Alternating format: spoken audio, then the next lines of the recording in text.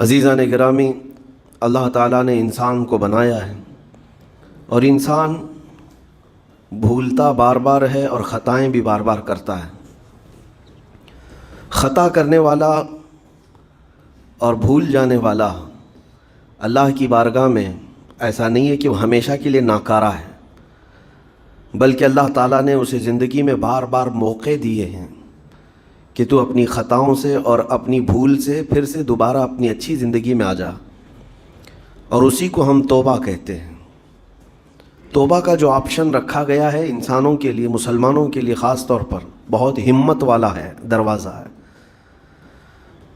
بہت ہمت والا دروازہ ہے۔ اور اسی وجہ سے حدیث پاک میں یہ ہے کہ گناہ کرتا ہے بندہ، پھر توبہ کرتا ہے، پھر گناہ کرتا ہے، پھر توبہ کرتا ہے، یہ کرتا رہتا ہے۔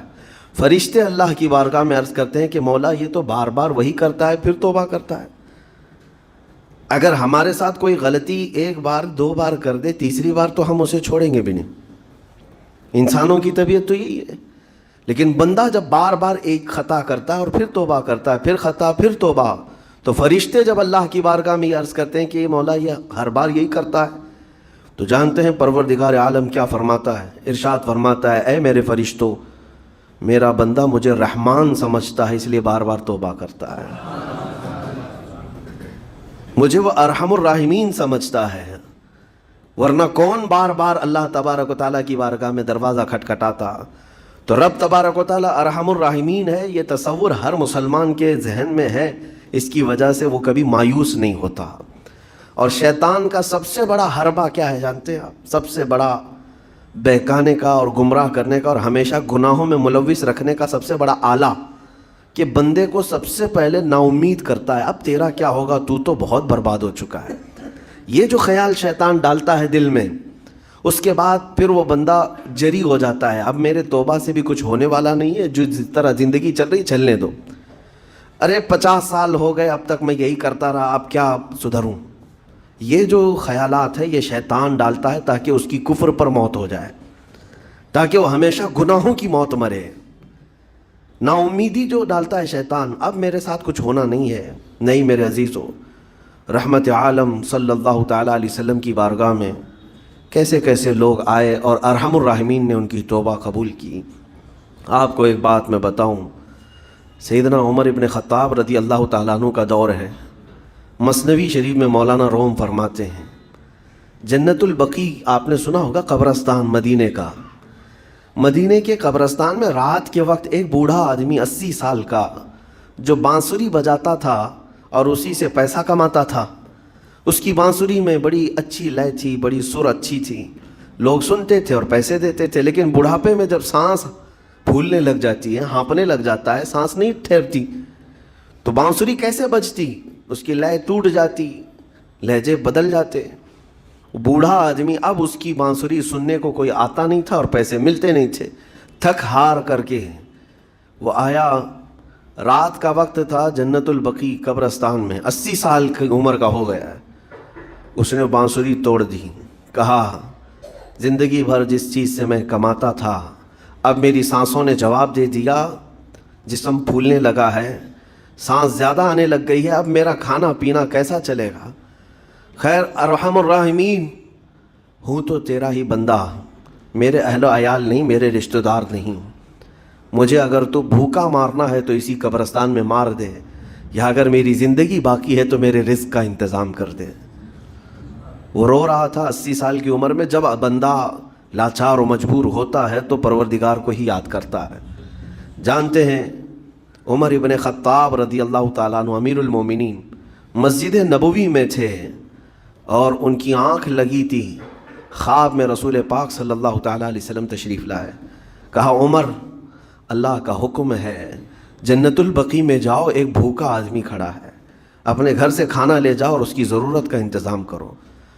نیند کھلی تو آپ نے دیکھا اللہ کے حبیب صلی اللہ علیہ وسلم کی طرف سے حکم آیا اور رب ذوالجلال کا حکم ہے، گھر سے عمدہ کھانا لیا تو شادان لے کر کے کچھ مال و متاع بھی لے کر قبرستان میں گئے، ڈھونڈا کون ہے یہاں پر، تو دیکھا کہ ایک ہانپتا کانپتا ہوا 80 سال کا بوڑھا روتا ہوا نظر آیا۔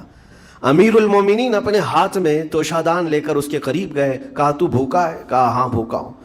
بیٹھ چل میں تجھے کھلاتا ہوں. دسترخوان بچھا کر اسے اپنے ہاتھوں سے کھلایا اور اسے اپنی ضرورت کے مطابق جو ضروریات تھیں اس کی ضرورت کے مطابق وہ ساری چیزیں دی. وہ بوڑھا پوچھتا ہے آپ کون ہیں؟ حضرت عمر فاروق نے کہا میں عمر ابن خطاب ہوں. وہ ڈر گیا. حضرت عمر سے کون نہیں ڈرتا تھا کہ کہیں یہ کھلا پلا کر کے مجھے کوڑے نہ مارے کہ زندگی بھر بانسری بجانے والا آج پکڑا گیا ہے. ہاں آج مجھے یہ سزا نہ دے دے. وہ کانپنے لگا. کہا کہ آپ یہاں کیسے؟ حضرت امیر المومنین کہتے ہیں میں خود نہیں آیا, مجھے اللہ کے رسول نے بھیجا اور رب تبارک و تعالیٰ کا حکم آیا تھا کہ تو بھوکا ہے اور تو نے رزق مانگا ہے اور مجھے تیرے رزق دے کر کے بھیجا گیا ہے. وہ چیخ مار کر کے گر پڑا زمین پر اور رونے لگا اپنے ہاتھ پھیلا کر. کہا سچ فرمایا مولا تو ارحم الراحمین ہے. 80 سال تجھ سے دور بھاگتا رہا, ایک بار کیا تجھے میں نے پکارا, تو نے وقت کے امیر المومنین کو کھانا دے کر بھیج دیا. اللہ رب العزت کی بارگاہ میں نا امیدی اور مایوسی جو شیطان لاتا ہے اس سے بندے بھٹک جاتے ہیں, بہک جاتے ہیں, انہیں توبہ کی توفیق بھی نہیں ملتی. اسی لیے میرا مولا فرماتا انا عند ظن عبدی بی. رب تعالیٰ فرماتا میرا بندہ میرے بارے میں جیسا گمان کرتا ہے میں اس کے ساتھ ویسا سلوک کرتا ہوں. تم کیا گمان کرتے ہو؟ وہ سخت پکڑ کرے گا, ابھی مار ڈالے گا. وہ غفار ہے, قہار ہے, جبار ہے, لیکن ساتھ میں وہ ستار بھی ہے, وہ رحمان بھی ہے, رحیم بھی ہے. اگر رب تبارک و تعالیٰ ہر چیز پر پکڑ کرتا تو ہمارا تو جینا ہی نہیں تھا. یہاں پر اتنے گناہ ہو چکے. اور وہ رب تعالیٰ فرماتا وسعت رحمتی کل شیء, میری رحمت نے ہر چیز کو گھیر رکھا ہے. اللہ رب العزت بندوں کو معاف کرنے کا اظہار زیادہ فرماتا ہے. اور جانتے ہیں آپ گناہ جب عام ہوتے ہیں, میں آپ کو اپنے گھر کی بات بتا دوں. میرے گھر میں آپ 4 دن کے مہمان بن کر کے آئے ہیں. کبھی میری کھڑکی توڑ رہے ہیں, کبھی دروازہ توڑ رہے ہیں, کبھی ہمارے گھر کے برتن پٹک رہے ہیں, کبھی فرشی اکھاڑ رہے ہیں. کب تک برداشت کروں گا؟ آپ کو نکال کر باہر کر دیں گے. مہمان نہیں, یہ بلا ہو گئی, یہ گھر سارا اجاڑ رہا ہے. ایک چیز پر چھوڑ دیا جائے, 2 چیز پر چھوڑ دیا جائے, یہ انسانوں کی فطرت ہے, انسانوں کی فطرت. لیکن رب کائنات اپنی کائنات میں ہم بندوں کو اتارا ہے. ہم نے کیا نہیں بگاڑا؟ اپنے گناہوں سے اس کی زمین کو لال کر دیا. اس کی نافرمانی سے ہم نے اس کائنات کے رنگ کو بدل دیا. کھلے عام گناہ, ننگا پن, بے حیائی, عیاشی, سب کچھ ہوتا رہا. اس کی کائنات ہے, اس کی زمین ہے, اس کی سلطنت ہے. اور ان گناہوں کی وجہ سے جانتے ہیں آپ, سمندر اللہ کی بارگاہ میں عرض کرتا ہے کہ مولا تو مجھے اجازت دے دے, میں ایسی طغیانی لاؤں گا کہ یہ سب ہلاک ہو جائیں گے. ہوائیں اللہ سے اجازت مانگتی ہیں, تو مجھے شدت دے دے, میں اتنا تیز اڑاؤں گی کہ ان کے پرخچے اڑ جائیں. لیکن جانتے ہو اللہ کی طرف سے جواب کیا آتا ہے؟ سمندر کو بھی رب تعالیٰ فرماتا ہے, ہواؤں کو بھی کہتا ہے رب تعالیٰ رک جاؤ, میں میرے بندوں کے انتظار میں ہوں, میرے بندوں کی توبہ کے انتظار میں ہوں کہ میرے بندے میرے پاس لوٹ آئیں گے. اسی لیے اللہ کے حبیب صلی اللہ تعالیٰ علیہ وسلم ارشاد فرماتے ہیں اللہ تعالیٰ کو سب سے زیادہ خوشی کس بات کی ہوتی ہے جانتے ہیں؟ رب تعالیٰ اپنے بندوں سے کب خوش ہوتا ہے؟ مثال دے کر کے میرے آقا نے فرمایا, مثال دے کر سمجھایا. صحرا میں, ڈیزرٹ میں ریتیلے میدان ہوتے ہیں, اس کا سفر بڑا ڈینجر ہوتا ہے. آج بھی ڈیزرٹ ہیں بہت سارے, سہارا ڈیزرٹ کا نام سنا ہوگا آپ نے. ہم گئے 200-250 کلومیٹر تک آپ چلتے رہو گاڑی, نہ ایک درخت نظر آتا ہے, نہ پہاڑ نظر آتا ہے, نہ گھر نظر آتا ہے, کچھ بھی نہیں. اس طرف میدان ریت کا اور آسمان لگا ہوا دکھتا ہے, ادھر بھی آسمان, تنہا ہم اکیلے نظر آتے رہتے ہیں. صحرا کا جو سفر ہوتا ہے بہت کٹھن ہوتا ہے. نبی پاک صلی اللہ تعالیٰ علیہ وسلم مثال دیتے ہوئے ارشاد فرماتے ایک بندہ اپنی اونٹنی لے کر, اس پہ ساز و سامان لے کر کھانے پینے کا صحرا کے سفر پر تھا. اور صحرا میں کھانا پانی بہت مقدار میں لی جاتی ہے کیونکہ کچھ ملتا نہیں, اور جلد سے جلد وہاں سے سفر گزار کر کے آنا. ایک بار اگر راستہ بھٹک گیا موت ہو جاتی, وہاں پہ راستہ ملے گا نہیں. جس طرف بھی جاؤ تو لگے گا سیدھا ہی چل رہا ہوں, ڈائریکشن ہی نہیں پتا ہوتے صحرا میں. حضور پاک صلی اللہ علیہ وسلم فرماتے ہیں ایک بندہ صحرا کے سفر میں اپنی اونٹنی کے ساتھ ساز و سامان لے کر سفر پر تھا. بیچ راستے میں اسے نیند آئی, سویا, سو کر کے اٹھا تو دیکھا اس کی اونٹنی ساز و سامان کے ساتھ غائب ہے، صحرا میں، بیچ صحرا میں۔ اب جو سواری تھی وہ غائب ہے، کھانا پانی تھا وہ غائب ہے، کچھ نہیں ہے ساتھ میں۔ گھبرا گیا، پریشان ہوا، اپنی اونٹنی کو ڈھونڈتا ڈھونڈتا تھک گیا، کبھی ادھر کبھی ادھر، کبھی ادھر کبھی ادھر، ہر جگہ کہیں کوئی نشان نظر نہ آئے۔ اور جب سواری نہیں ہے تو اب کئی 100 کلومیٹر کا بغیر کھانے پینے کے کیسے سفر کرتا؟ تھک ہار کر کے دوسرا دن ہو کہ تیسرا دن ہو، ایک جگہ وہ بندہ سو گیا، پھر سے سو گیا، اب راستہ بھی نہیں ملتا۔ سویا تو نیند سے اٹھا جب تو دیکھا اس کی اونٹنی بھی موجود ہے، اس کا ساز و سامان بھی ہے۔ یہ مثال ہے، یہ مثال ہے۔ میرے آقا صلی اللہ علیہ وسلم صحابہ سے اب پوچھتے ہیں، اے میرے صحابہ بتاؤ اس بندے کو جو صحرا میں گمشدہ اونٹنی جس کی مل جائے اسے خوشی کتنی ہوگی؟ صحابہ کہتے ہیں یا رسول اللہ اس کی تو جان میں جان آ گئی ہوگی، کیونکہ وہ جانتے تھے صحرا کا سفر کیا ہوتا ہے۔ کہا سب سے زیادہ اسے خوشی ہوگی کہ اس کا کھویا ہوا سامان مل گیا، کھوئی ہوئی سواری مل گئی۔ میرے آقا صلی اللہ علیہ وسلم فرماتے ہیں گمشدہ اونٹنی کے ملنے پر جیسے اس مسافر کو خوشی ہوئی، اس سے کئی زیادہ بڑھ کر کے رب تعالیٰ کو اس وقت خوشی ہوتی ہے جب ایک گنہگار بندہ واپس توبہ کر کے اس کی بارگاہ میں آتا ہے۔ رب تعالیٰ کی بارگاہ میں جب بندہ پلٹ کر کے آتا ہے، رب تعالیٰ فرشتوں پر اس بندے کو دکھا کر رشک کرتا ہے، ارشاد فرماتا ہے میرا بندہ میرے پاس آ گیا، میرا بندہ میرے پاس آ گیا ہے۔ میں نے قرآن پاک کی وہی آیت تلاوت کی ہے جس میں اللہ تعالیٰ فرماتا ہے وَالَّذِينَ إِذَا فَعَلُوا فَاحِشَةً أَوْ ظَلَمُوا أَنفُسَهُمْ ذَكَرُوا اللَّهَ فَاسْتَغْفَرُوا لِذُنُوبِهِمْ۔ یہ چوتھے پارے کی آیت ہے۔ اللہ تعالیٰ فرماتا ہے وہ لوگ جنہوں نے برائی کر لی یا اپنی جان پر ظلم کیا، یعنی گناہ کیا، پھر اللہ کو یاد کر لیا اور توبہ کر لیا، اللہ فرماتا ہے وَمَن يَغْفِرُ الذُّنُوبَ إِلَّا اللَّهُ، تو بتاؤ لوگوں اللہ کے علاوہ کون ہے بخشنے والا؟ لیکن شرط رب تعالیٰ یہ فرماتا وَلَمْ يُصِرُّوا عَلَى مَا فَعَلُوا وَهُمْ يَعْلَمُونَ، لیکن ایک بات ہے کہ وہ جس چیز سے توبہ کر کے آ رہے ہیں اس پر پھر مزید اصرار کر کے جمے نہ رہیں، چھوڑ دیں ایک بار، جان بوجھ کر کے پھر اس چیز پر نہ لگے رہیں۔ یہ آیت کب نازل ہوئی تھی میں آپ کو بتاؤں، دو صحابہ تھے، دونوں گہرے دوست تھے، بہت ہی گہرے دوست، مدینے کے رہنے والے۔ اس میں سے ایک صحابی تجارت کے لیے جا رہے تھے اور ان کے گھر بار میں ان کی بیوی تھی بس اور کچھ نہیں، تو اپنے دوست سے کہا کہ میں جا رہا ہوں، مجھے آنے میں تاخیر ہو سکتی ہے، میرے گھر پر اگر کبھی سودا سلف لانے کی ضرورت پیش آئی تو میری بیوی کو یہ پہنچا دینا ساز و سامان۔ یہ کہہ کر کے وہ تجارت پہ چلے گئے۔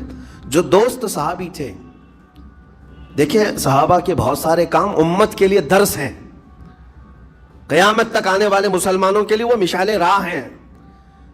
تو وہ جو دوست صحابی تھے سودا سلف لے کر کے گھر جایا کرتے تھے اپنے دوست کی بیوی کو پہنچانے کے لیے۔ ایک دن ایسا ہوا کہ شیطان نے ورغلایا اور سودا سلف سامان لے کر گھر گئے۔ ان کی خاتون باہر آئی دوست کی، انہوں نے اس خاتون کا صرف ہاتھ پکڑ لیا، ہاتھ پکڑ لیا، اور وہ عورت چونکہ مدینے کی رہنے والی صحابیہ ہیں، اپنا ہاتھ تو چھڑا لیا لیکن وہ چیخ مار کر رونے لگی کہ جس پر میرے شوہر نے سب سے زیادہ اعتماد کیا، تم تو جگری دوست بھائی کی طرح تھے، ہاتھ کیسے بڑھا دیا؟ تو اس صحابی کو فوراً احساس ہو گیا کہ میں بہت بڑی خطا کر گیا، میرے بھائی اور میرے دوست کی امانت میں نے خیانت کر دیا، اس نے مجھ پر بھروسہ کیا تھا اور اس کی بیوی کا میں نے ہاتھ پکڑ لیا، بس اتنی سی بات تھی۔